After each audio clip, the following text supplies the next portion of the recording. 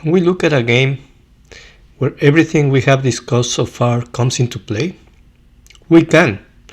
In this session, we will revisit Morphy's opera game, plus two more of his games that bring all these topics together, particularly showing how Morphy obtains a lead in development, creating threats while following opening rules, and then exploits that, attacking the enemy's king stuck in the center.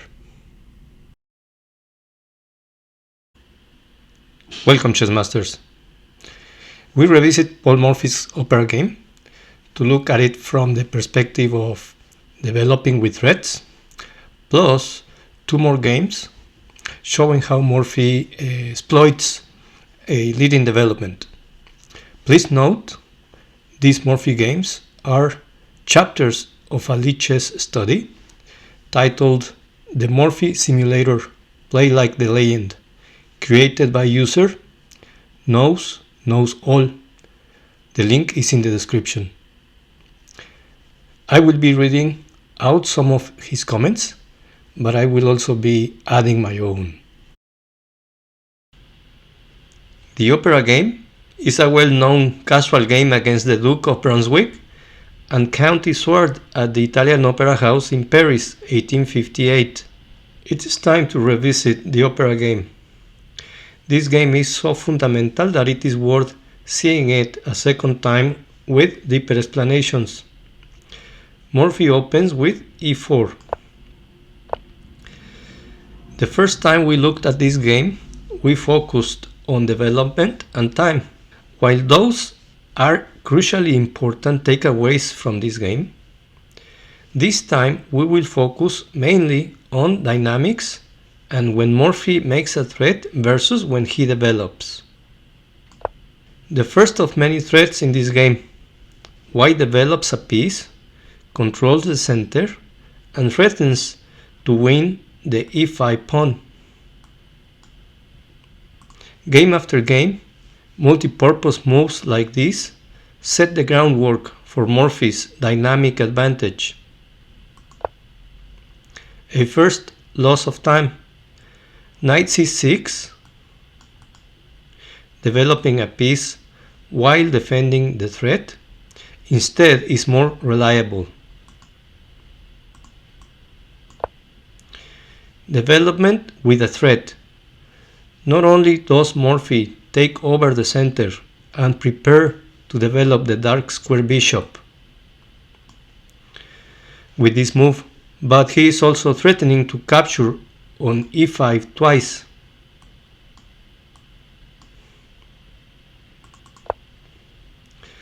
Black defends e5 by pinning white's knight. However, they failed to address the Shankland question. What if Morphy captures on e5 anyway? Exactly. Either black immediately recaptures on e5, losing a pawn to queen takes d8 check, king takes d8, knight takes e5, or black has to capture first on f3, losing further time out of the opening. Black chooses the lesser evil. A second bishop move loses time while developing Morphy's army for him. Recapturing and developing a new piece. We have witnessed the pain Morphy repeatedly inflicted on his opponents for developing their queen too early. So it's perfectly valid to question why white is happy to develop his queen before any other piece. White's queen is only poorly placed if she can be conveniently attacked by black's pieces, as they make natural improving moves. What black piece can attack the queen on f3? The light square bishop has already been traded off the board. The f file is closed to the heavy pieces, so she is only misplaced if black can quickly play knight d4 to gain a tempo on the queen. Since Morphy ensures knight d4 is never a possibility in this game, the queen on f3 is an asset, not a liability. After a brief interlude, Black restores material equality, developing with tempo. The threat is mate in 1 on f7.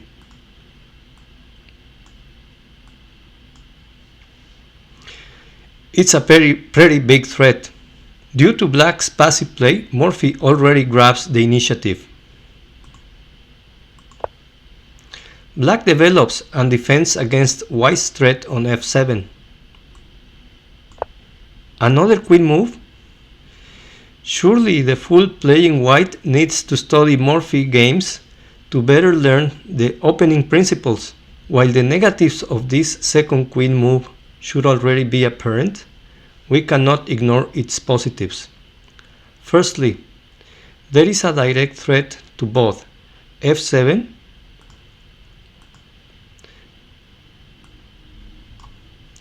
with bishop takes f7 check is a mate in 2 threat, because if Black does not defend that threat, White would take bishop takes f7 check, king moves, whether this or this move, and then queen e6 will be a checkmate either way.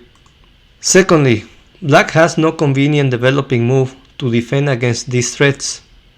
In fact, the threat against f7 can only be defended by queen e7, further delaying Black's ability to castle kingside. Thirdly, the queen on b3 attacks more squares and is thus more active than she did on f3. Fourthly, the queen on b3 is just as inaccessible to Black's pieces as she was on f3. With so many positives, queen b3 is in fact the objectively best move. Remember, nothing beats a good move. The principles are concepts to help guide a player's thinking, not rules to be followed blindly. Strong players, guided by clear calculation, know when to play the best move regardless of general principles it may break. A nice defensive move from a rotten position. Black directly defends f7 with this move, while simultaneously preparing a queen trade with queen b4 check. If White takes on b7, the damage is limited to only a single pawn. However, the queen on e7 blocks in Black's dark square bishop. Black will now need to invest further time to develop the dark square bishop. The ultimate consequence of blocking in the kingside pieces is that Black's dream of castling kingside to safety will remain just that, a dream. Should we secure a static advantage by capturing on b7? A dynamic choice. Morphy develops a new piece while preventing Black's threat to trade queens with queen b4 check.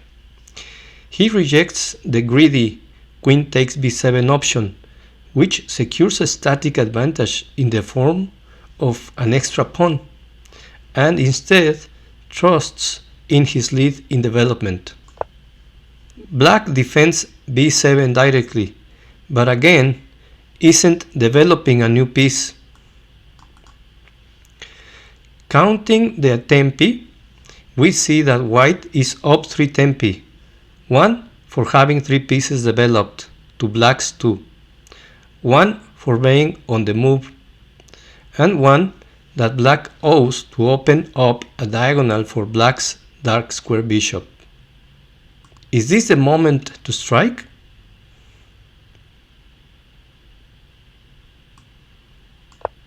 Correct. This is not the moment to strike. Since 1.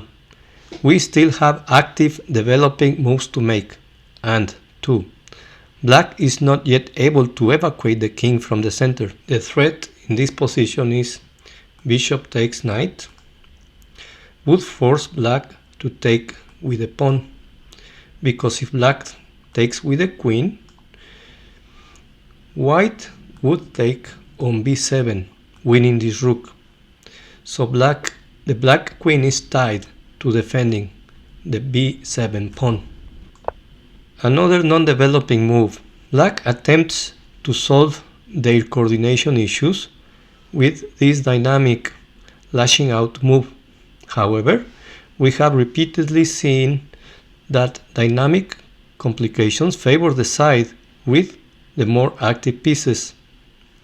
If white responds to this threat by passively retreating the light square bishop, then black's last move successfully gains a tempo they can use to catch up in development.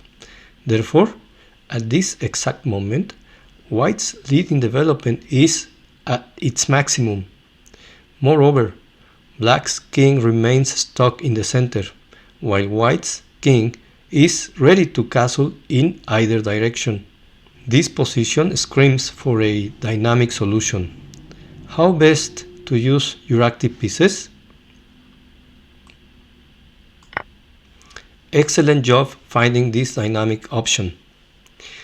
We now have the understanding to appreciate why such a sacrifice works.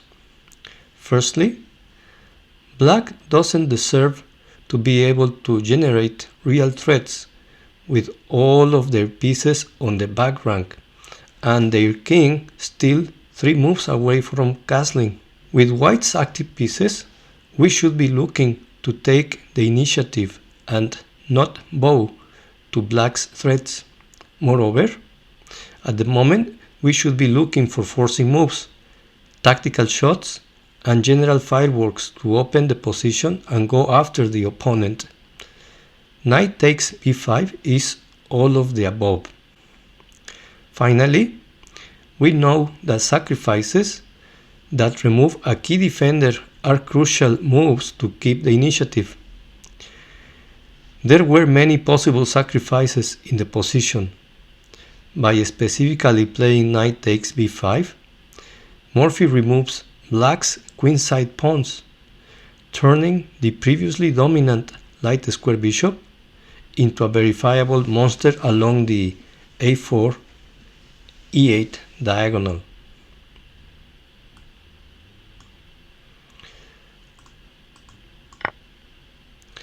Black must recapture if they don't want to go down without a fight. Morphy has opened lines towards black's king and placed the light square bishop on a killer diagonal with tempo, bringing all the boys to the party. This is another great multipurpose move that both develops a rook and gets the king to safety, away from the action happening in the center of the board. Notice how kingside castling would have been inferior, as that only safeguards the king.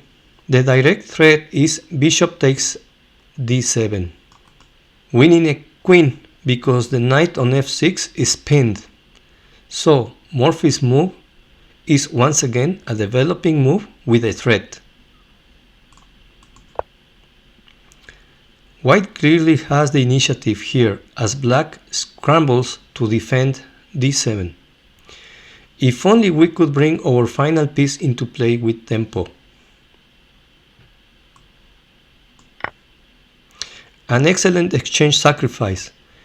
But how can we find such moves in our games? Firstly, black remains desperately tied up by the pins in the position, but can soon escape them with queen e6 and bishop e7. So time is of the essence. Just as in this moment we should be looking for tactical shots. Secondly, this exchange sacrifice brings in the reserves with tempo. In that sense, rook takes d7 is a developing move. The final piece, the rook on h1, is now ready to join the attack with deadly effect. Lastly, and most importantly, we should trust concrete calculations. The dominant light square bishop is crushing black here, and Morphy no doubt was looking for variations that accentuate its strength. Calculating rook takes d7, rook takes d7, rook d1. Does black have a move to save the d7 rook? This specific recapture was forced if black didn't want to lose a queen. Again, the f6 knight is pinned. Now let's bring the last piece into the attack. The Morphy move. The final piece joins the attack and renews the threat to d7. Notice how black's king is stuck in the center. Dark square bishop cannot develop, and the rook on h8 is a passive bystander to the slaughter occurring in the center. A strong player does not bother counting material in such a position. White's massive dynamic advantage means we must be winning.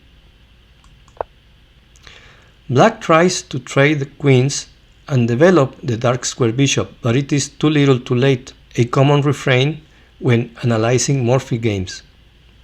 At this point, nearly every move is winning for white. Can you find Morphy's artistic finish? White's entire strategy had been to pile up pressure on the pinned piece on d7, accentuating the strength of the light square bishop. And now Morphy throws all that away by capturing the pinned piece with the monster bishop? Unprincipled, but nothing beats a good move. Morphy surely calculated to the end of the game before playing this capture. Another recapture that is forced if black wants to keep their queen. What is the final blow? Black's move is yet again forced, allowing the beautiful finish. This game is truly the gift that keeps on giving. On the first walkthrough, we explained Morphy's moves through the lens of development, time and attack. And on this second walkthrough, we focus more on utilizing the initiative, precise calculation, and when the principles should be followed or rejected. Indeed, I encourage you to revisit this game when you are a stronger player so that you can peel back even more layers on it. Let me say a few things before moving on to the next game. The opening e4, e5, knight f3, d6 is named after the famous 18th century player François-André Danican Philidor, who advocated it as an alternative to the common knight c6. I play the Philidor defense. It is a solid but passive opening, and it is not easy to play as black. Knight c6 instead is much more preferable. Let's have a look to the better alternatives to the bad move bishop g4. After e4, e5, knight f3, d6, white plays d4, attacking the central pawn on e5. A better alternative is to play knight d7, keeping the central tension and holding your pawn on e5, or releasing the tension by playing e takes d4, knight takes d4, and knight f6, hitting the central pawn, white's central pawn e4. And in the case of the releasing the tension, black can play, instead of knight f6, black can play g6, with the idea of developing the dark square bishop to g7, since the d6 move did block its development. This is the main line of the Larsen variation. Moving on to the next game. Morphy is playing white against an amateur player, Thomas Inglis Hampton. In a perfect world, every developing move also comes with a threat the opponent has to respond to.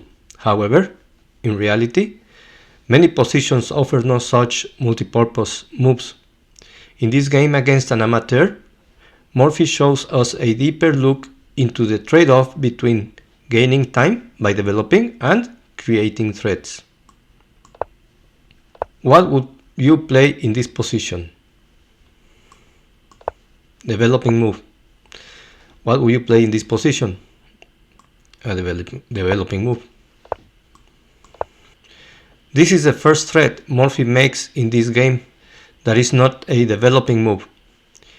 It is also a fully sound pawn sacrifice. What is the justification for such a claim?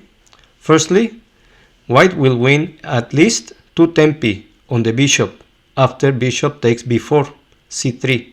Secondly, while black is losing tempi, moving the bishop all over the board, unprincipled but necessary, white is building up a strong center, which is principled.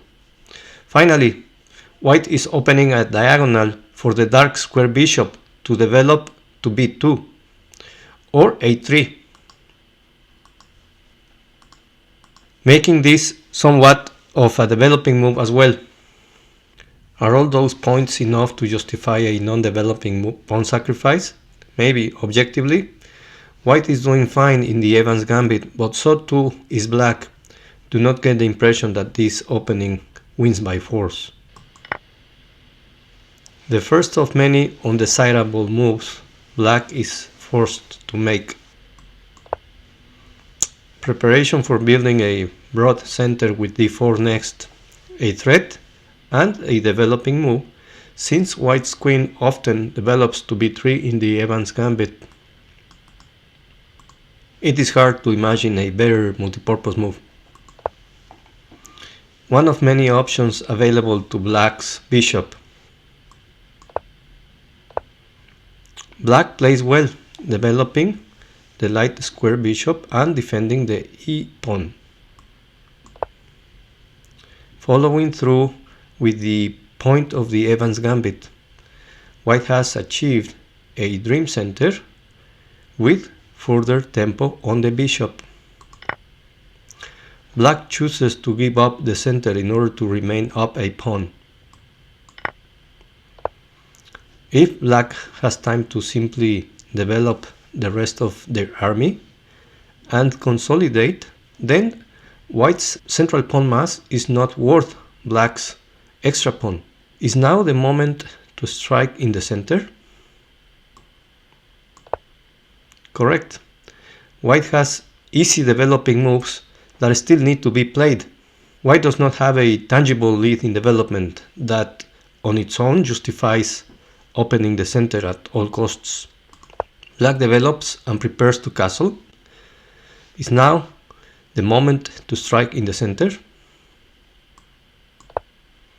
Yes, several signs point to e5 being the correct move.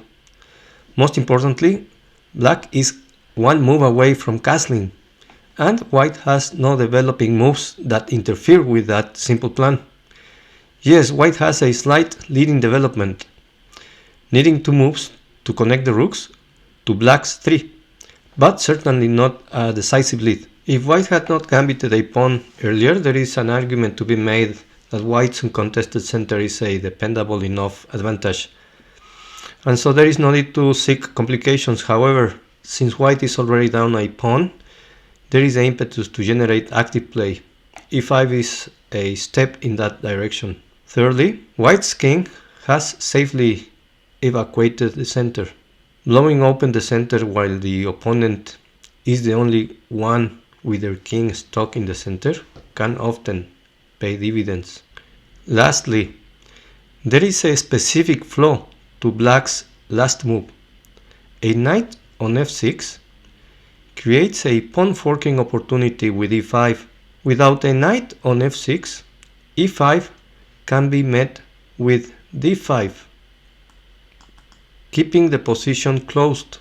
With a knight on f6, black cannot respond to e5 with d5, and so the position will open. In conclusion, this threat opens the position. If white casually develops, black can castle the king and develop the pieces naturally. This threat interferes with black's plan. The most logical try, even though the center opens. Another instructive moment. Is now the moment to further open the center? Exactly. There is no need to further open the position. Opening the E file towards black's king would be great, but we do not want to open the D file and offer a queen trade in the middle of an attack. Morphy prevents black from castling kingside by developing a piece. E5 plus bishop e3 is a 1-2 punch to ensure that white's lead in development is not fleeting. It will be felt now that black's king remains stuck in the center. The opening principles developing pawn in the center, king to safety, apply to your opponents too. Playing moves that prevent your opponent from making the principal moves they want is a winning strategy as well. A nice move from black. Rather than getting greedy and opening the center fully with e takes d4, they develop a piece. If you won't let me castle kingside, I will try to castle queenside. Is now the moment to further open the center? Correct. White is not interested in a queen trade, so d takes e5 remains off the table. Once more, Morphy increases his lead in development by developing with a threat. In contrast to just 2 moves ago, white is now the one who has easy developing moves that increase the pressure. Black struggles to come up with a move that defends against white's threat to f7, since the convenient response of kingside castling remains illegal. Queen d7 developing and defending was a more principled defensive try, but Morphy has no doubt calculated its refutation. Knight takes e5. In contrast, black's bishop h5 does not develop a new piece and therefore gives white several crushing options. Is now the moment to further open the center? Yes, opening up the center with tempo on f6 once more prevents black from making the developing moves they so desperately need. This is yet another example of Morphy adhering to concept that you should open up the position when you have a lead in development. What would you play in this position? The Morphy move. At this point, your hand should be itching to bring the last piece into the fight with tempo, even before your brain fully absorbs the position.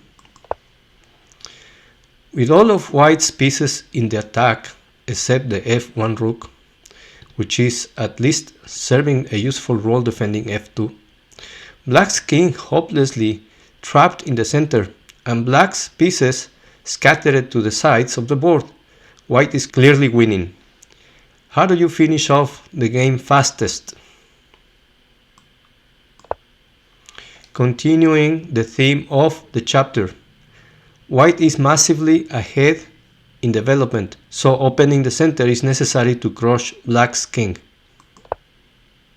Black, of course, cannot allow the center to open, but now the e6 pawn is a thorn in black's position, covering 2 critical squares around black's king.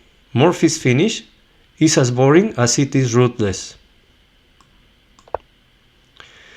One of the less violent ways to win, attacking the bishop on h5. Rook d7 would have been my preference.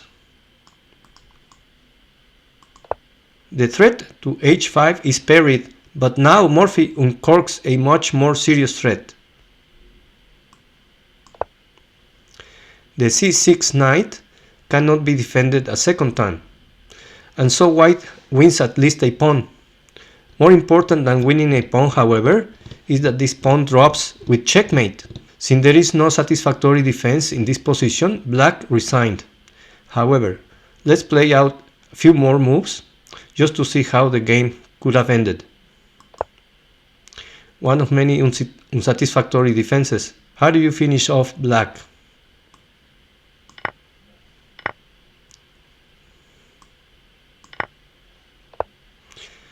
a sad day for black. There wasn't even a way to postpone the finish for even 2 moves. This will not be the last game where Morphy takes a timeout from developing as rapidly as possible in order to generate a threat that provokes a weakness, undevelops an opponent's piece, takes over the center, or forces an opponent to defend in some undesirable way. There is no hard and fast rule determining when a threat is stronger than a developing move. However, I hope this example at least provides a few guidelines of what to look for when choosing between these 2 options. When you have a lead in development, keep your eye out for that moment and open the position. Another important takeaway is that Morphy does not make threats that can be conveniently defended, for instance by the opponent developing a piece to a good square. Don't force your opponent to make good moves. A few things before moving on to the next game. The Evans Gambit is a very explosive opening if black cannot find the right defensive moves while developing its pieces. A good example of that is the move knight f6 that allowed white to open the position to white's advantage with the attacking pawn move e5. What was the better move for black at that moment? Let's have a look. In this position, black played knight f6, which is the move of the game that allowed white to play e5 and open up the position. Black had to play knight a5, trying to eliminate the powerful bishop on c4 or pushing it away, and then develop the king's knight to e7 instead of f6, so that the forking pawn move is unavailable to white. The other possibility for black was to play bishop g4, pinning the knight that is defending the d4 pawn, exerts pressure on the central pawns. And what if black had not taken on e5 and instead moved its knight? Let's have a look. In this position, black played knight f6, allowing white the pawn fork move to open up the position. If in this position black had not taken on e5 with its pawn and instead moved the knight to g4, in this position white should play h3 to keep an advantage. The knight retreats, and now bishop g5, a developing move with a threat. After the queen goes to a safe square, white takes on h6, and at this point black should castle, because if he takes the bishop, then knight d5 with a big advantage for white, threatening a fork on f6. The queen goes to a safe square, and now queen d2 gives a big advantage to white, because if black castles at this point, white plays queen takes h6, and it will be very difficult for black to stop or prevent checkmate in a few more moves. The threat is knight f6 check, and then queen takes h7 checkmate. So that is the game, the second game we wanted to look at in this session. Let us now move on to the next game. The third game we want to look at is a casual game where Morphy played black against Alexander Beaufort Meek in March 1855 in Mobile, Alabama.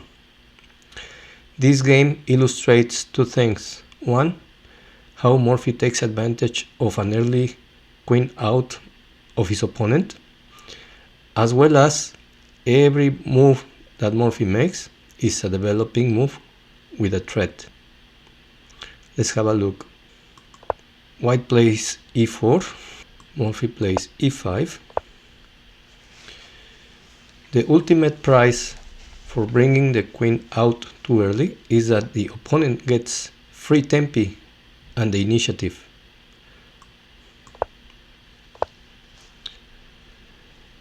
White breaks in the center. Black takes on d4, a developing move, bishop c4, a developing move, bishop c5, an attacking move when you are still not fully developed, threatening the f7 pawn with 2 pieces, only defended by the king. Morphy defends f7 with a developing move. White takes on f7 anyway. Morphy recaptures. Bishop takes, check. King recaptures. Now queen out early, check. Morphy blocks the check. White takes the bishop on c5. If you are ahead in material but behind in development, you have the option of returning extra material in exchange for catching up in development. This transaction is nothing more than transforming a static advantage to a dynamic one. Morphy attacks the queen, at the same time opening the line of its light square bishop. At the right moment, a dynamic advantage should be transformed into a decisive static advantage. White plays the queen to b5, trying to hold black from developing its light square bishop. Morphy develops the rook instead. Now another queen move, non-developing move, check. Morphy blocks the check. It was threatening, rook takes on e4 with check. White has to defend the pawn if it doesn't want to lose it with the pawn. It is a non-developing move. What will you play in this position?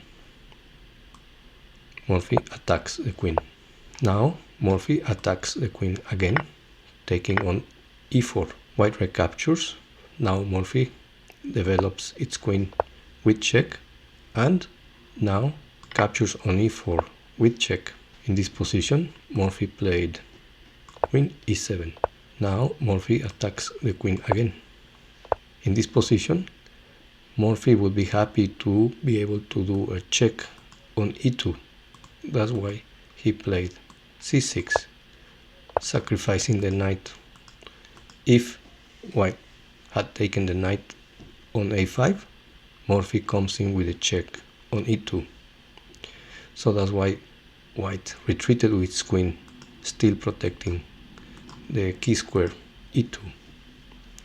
Now Morphy develops with another threat to the queen, trying to deflect the queen from the guard of the key square e2. In this position, Morphy played rook f8, developing its last piece. It was threatening moving the king away with check. Morphy still moves the king away and pins the knight on f3. It is now threatened by the 2 rooks. In this position, White resigned. It is difficult for White to defend against the multiple threats. Queen e4 or bishop g4, and there is no way the white king will survive an attack by so many black pieces. As you can see from these games, following opening rules, developing our pieces at the same time creating threats can give us a lead in development. Then we can exploit that lead in development attacking an uncastled king. I hope you found these examples helpful. Thank you very much for watching. If you liked the video, please give it a like, share it with chess friends and family, and subscribe to the channel. If you are in the US, please visit my Herbalife distributor website to order your favorite Formula 1 nutritional shake mix or herbal tea for a healthier lifestyle. Good luck on your next games and never stop learning. Take care.